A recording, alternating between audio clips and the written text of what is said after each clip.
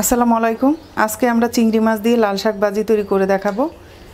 এখানে আমি 2 মুঠো লাল শাক এরকম টুকরো করে ধুয়ে নিয়েছি আর 150 গ্রাম চিংড়ি মাছ। কড়াইতে 3 টেবিল চামচ তেল দিয়ে দিচ্ছি।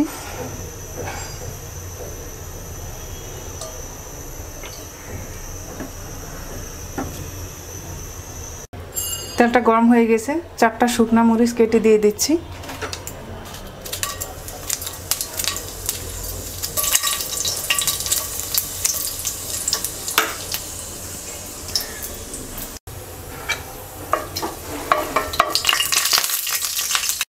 চার কোয়া রসুন কুচি দিয়ে দিচ্ছি।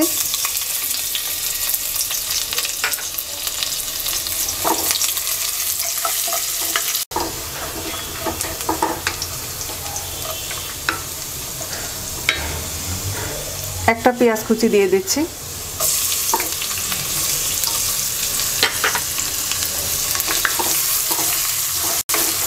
রসুন পেঁয়াজটাকে বাদামি কালার করে ভেজে নেব।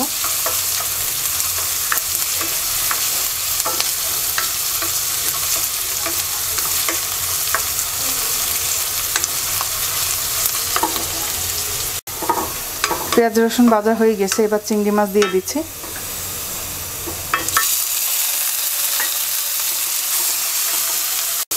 পেঁয়াজ রসুনের সাথে চিংড়ি মাছটা কিছুক্ষণ ভেজে নেব।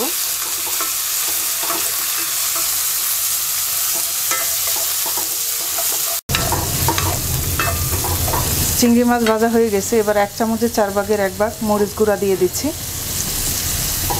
ধনে গুঁড়া দিয়ে দিচ্ছি।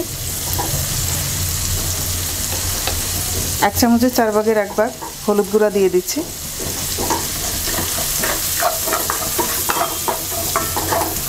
পাঁচটা কাঁচামরিচ ফালি দিয়ে দিচ্ছি।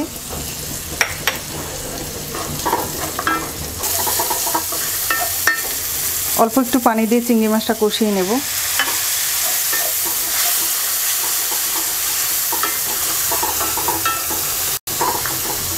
স্বাদ মতো লবণ দিয়ে দিচ্ছি।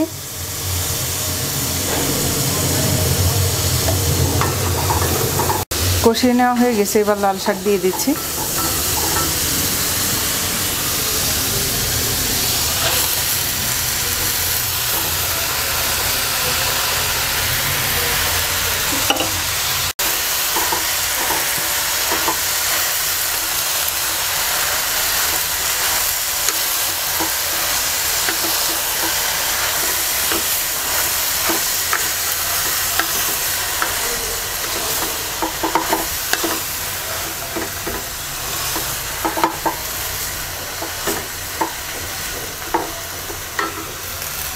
একটা পেঁয়াজ কুচি দিয়ে দিচ্ছি।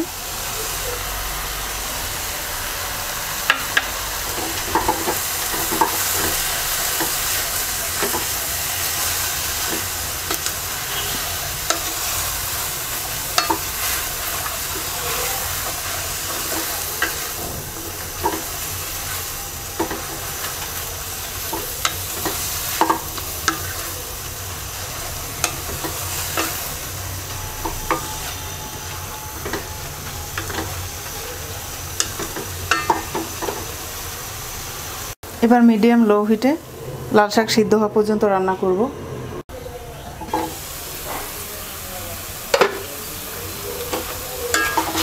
লাল শাক সিদ্ধ হয়ে গেছে, এবার নেড়ে চেড়ে একটু ভেঙে দিচ্ছি।